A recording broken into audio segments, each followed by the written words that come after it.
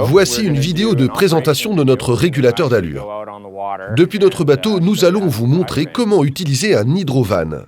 Le contrepoids de l'aérien vous permet de régler l'inclinaison de celui-ci en fonction des conditions. Par petit temps, on met l'aérien en position verticale pour une sensibilité maximale. Et par gros temps, on peut réduire la portance de l'aérien en inclinant l'axe vers l'arrière et en verrouillant le bouton. On diminue ainsi la sensibilité de l'aérien. Ensuite, on va régler l'amplitude du débattement du safran par rapport au mouvement de l'aérien, ce qui revient à modifier la puissance du régulateur selon les conditions de vent. Dans cette position la plus à droite du bouton de réglage, l'hydrovan est débrayé, ce qui vous permet d'utiliser l'option de barre de secours en cas d'urgence.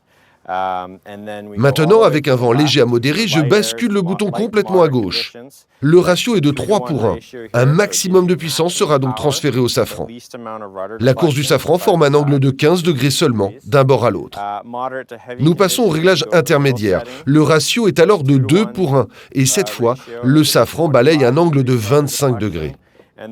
Et puis, dans des conditions extrêmes, vous pouvez passer au réglage 1 pour 1, ce qui donne moins de puissance, mais le plus grand débattement du safran d'un bord à l'autre. Donc, en gros, vous réglez le régulateur par rapport aux conditions dans lesquelles vous naviguez le plus souvent. La position la plus à gauche est la plus courante, et le régulateur marche aussi au vent arrière.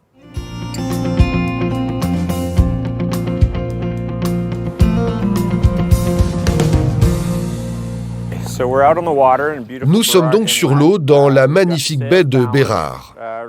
On est sur notre cap, quelque part entre le près et le travers. On bloque la barre à roue dans l'axe du bateau. On revient par ici pour régler le régulateur et on met le bord d'attaque de l'aérien dans l'axe du vent. Quand l'aérien est bien droit, on engage l'hydrovan en basculant le bouton à gauche pour une sensibilité et une puissance maximale.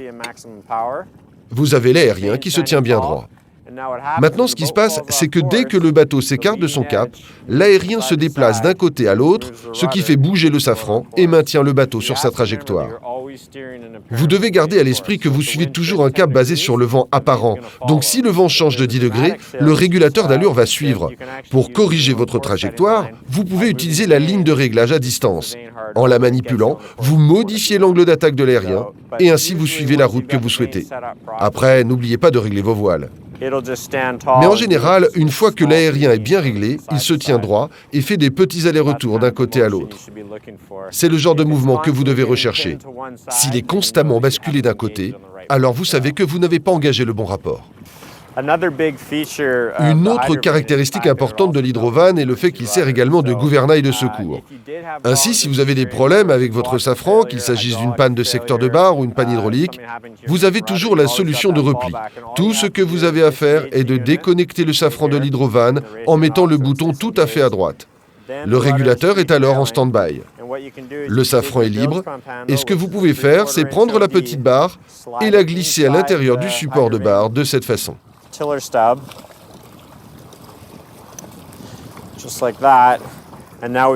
Et maintenant, nous avons une barre et un gouvernail de secours pour pouvoir diriger le bateau, ce que je fais en ce moment.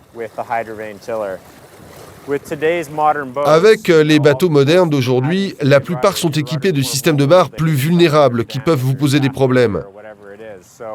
Le fait d'avoir l'hydrovan en secours est donc un avantage et un élément de sécurité lorsque vous naviguez au large.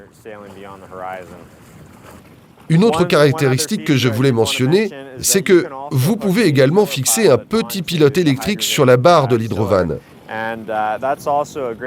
C'est également une excellente chose car ce type de pilote est relativement peu coûteux. N'importe quel pilote de barre franche peut piloter votre régulateur d'allure. Il suffit de monter le pilote sur la poupe, à peu près ici, et de le positionner directement sur la barre. Ainsi, lorsque vous êtes au moteur ou par petit temps, il contrôle le safran de l'hydrovan. C'est donc un moyen relativement peu coûteux d'avoir un pilote électrique en plus du safran de secours. Vous faites donc d'une pierre deux coups. Donc nous avons ici notre ligne de réglage à distance, qui est en fait une boucle sans fin qui revient au régulateur, et nous l'avons attachée à un sando, ce qui permet de garder assez de tension pour qu'elle ne saute pas de la vis sans fin. Et c'est une fonctionnalité intéressante parce que si le temps est mauvais dehors, on peut rester protégé sous la capote et changer sa trajectoire de 10 degrés très facilement. Il suffit de manœuvrer la boucle plutôt que de devoir faire des allers-retours entre l'hydrovan et le cockpit. J'aime que la ligne de contrôle aille aussi loin que possible pour pouvoir l'atteindre de n'importe où dans le cockpit et faire facilement des ajustements.